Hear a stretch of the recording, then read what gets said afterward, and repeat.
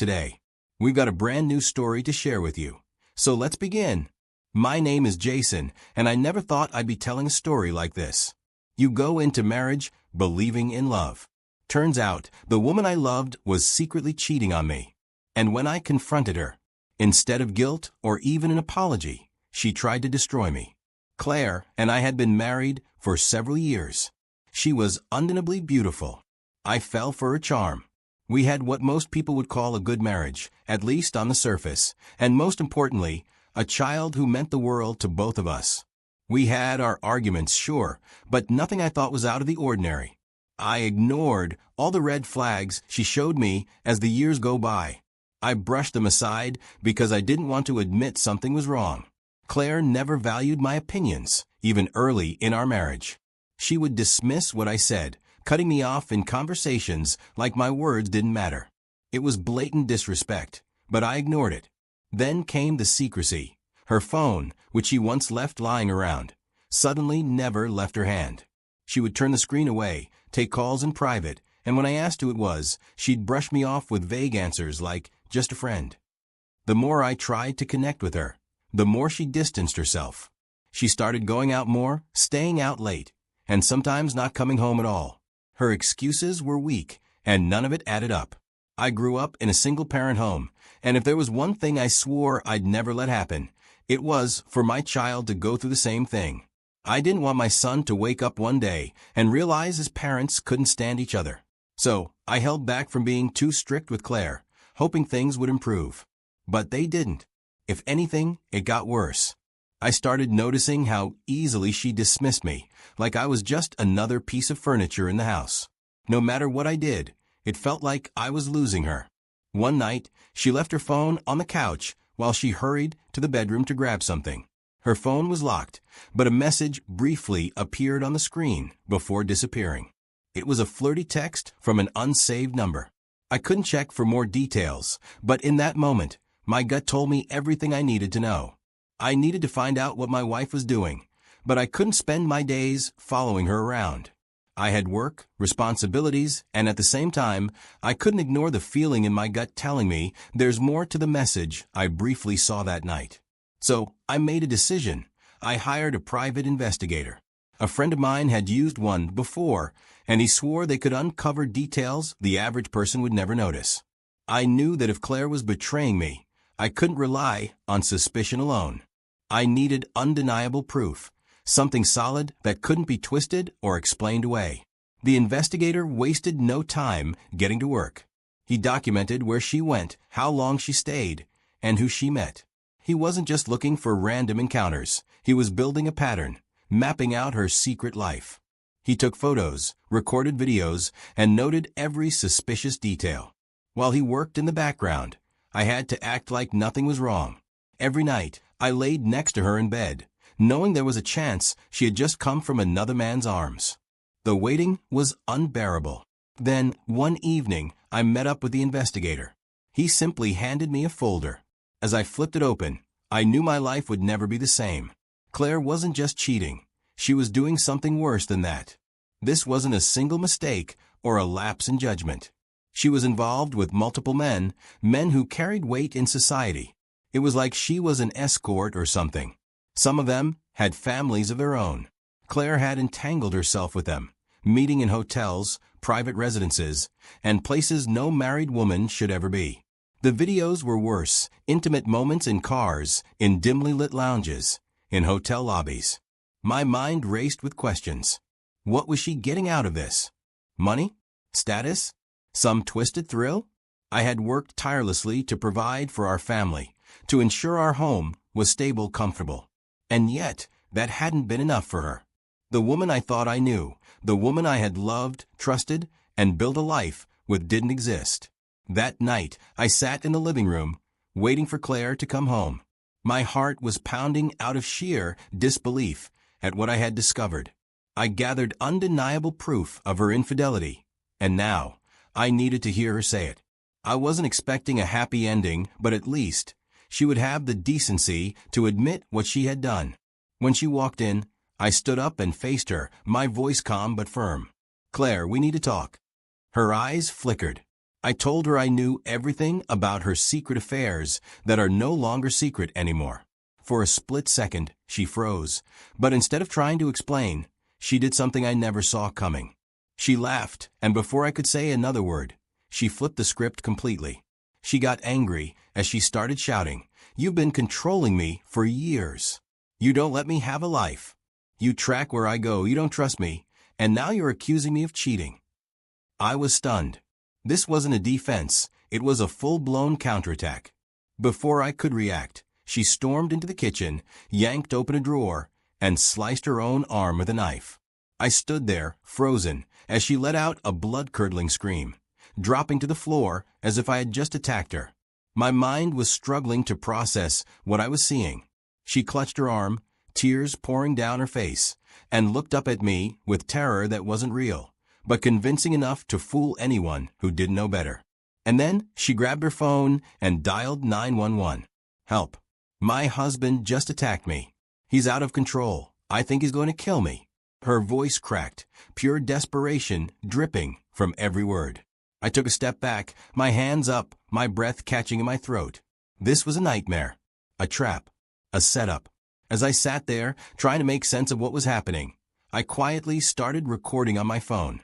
Claire noticed me tapping on the screen and immediately demanded to know who I was texting. I didn't respond. Her expression hardened, and she looked me straight in the eyes. Then, in a cold, steady voice, she said, "Nothing will save you from this. I'll make sure you suffer until you die." I felt a chill run through me. Minutes later, flashing red and blue lights lit up the front of the house. The cops stormed in, guns drawn, demanding that I put my hand where they could see them. Claire was sobbing in a corner, shaking as she pointed at me. "He snapped," she whimpered. "I just wanted to go out with my friends, and he lost it." I tried to speak, but what could I say? A man defending himself against a sobbing injured woman? It didn't matter that I had never laid a hand on her. It didn't matter that I had proof of what she had done. In that moment, I was the monster. They grabbed me, cuffed me, and before I knew it, I was being shoved into the back of a police car. Sitting in that station, handcuffed to a bench, everything started sinking in. She had planned this. The affair, the accusations, the injuries, it was all a calculated move. And she wasn't done, but I couldn't bring myself to expose what I know about her, because I know she was going to end up in jail for this stunt. It was late, so I couldn't get my lawyer, so they kept me in the station till the next day. The next day, I sat in the cold interrogation room, waiting to be questioned again. My lawyer walked in, holding a stack of papers, divorce papers. Claire hadn't wasted a second. She wasn't just trying to ruin my name. She wanted to take everything. The house, the assets, and worst of all, full custody of our child. It was all happening too fast. Yesterday evening, I confronted her about cheating. Today, my entire life was falling apart. She wanted to turn everyone against me. And for the first time, I realized that if I didn't fight back the right way, I would lose everything. I had ignored the truth for too long because I knew exposing her would ruin her. I didn't think she would take it this far. I was wrong. If she wanted a war, she was about to get one. I reached into my pocket and pulled out the SD card, the one holding everything the private investigator had gathered. Videos, photos, proof. And then there was the recording I made last night when she staged a scene, screaming and acting like I had attacked her. I had my phone recording the whole time. Her voice was crystal clear as she threatened me. "I'll make sure you suffer until you die.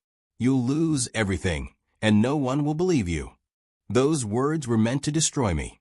Now, they were the very thing that would bring her down. I slid everything over to my lawyer. If Claire thought she could twist the law against me, she was about to find out what real consequences looked like. The fallout was brutal.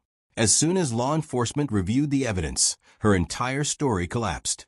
The same officers who had looked at me with suspicion now saw her for what she was, a fraud and a manipulator who had wasted their time with a false report. And the best part? The powerful men she had been sleeping with, the ones who thought they were untouchable, were now scrambling. If this got out, the lives of the men she had been sleeping with would be ruined too. Claire wasn't just losing the divorce. She was about to lose everything.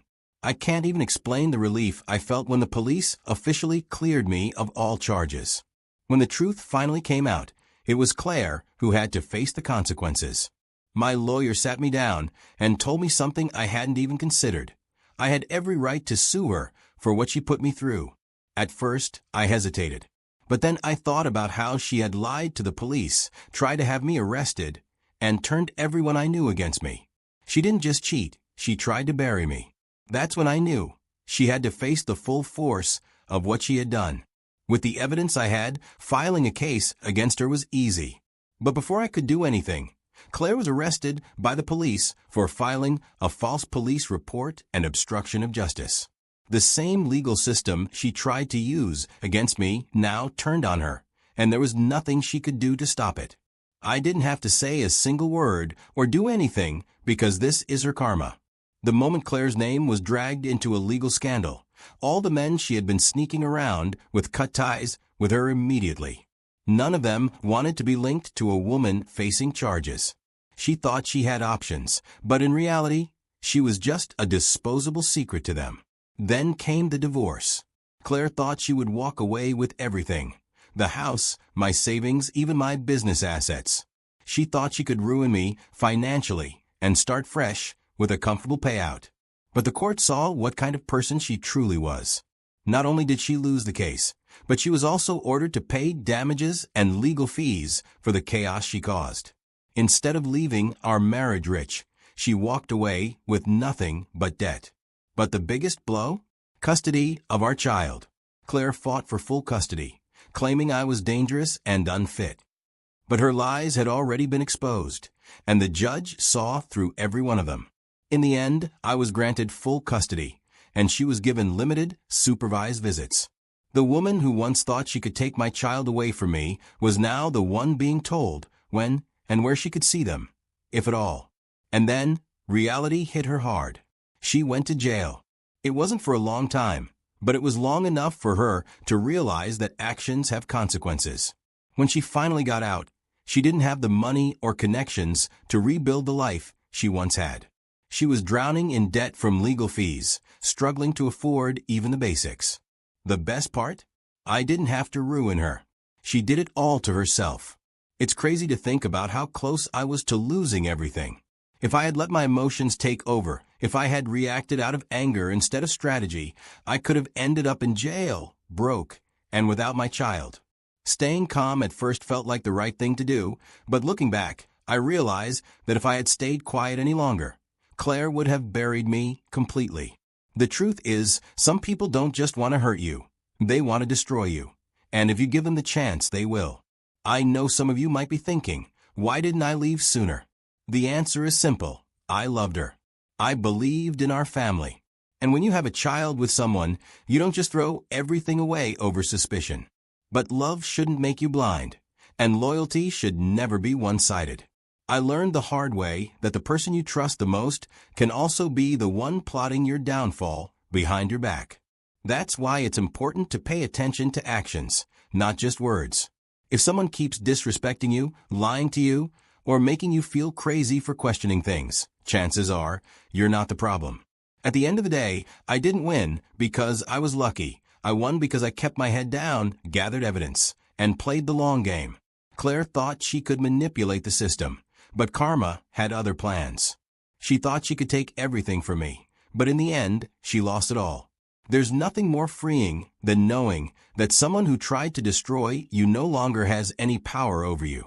So let me ask you, if you were in my shoes, what would you have done? Would you have fought back the way I did, or handled it differently? Let me know in the comments. And if this story resonated with you, if you believe in justice and standing up for yourself, make sure to like and share this video. You never know who might need to hear this today.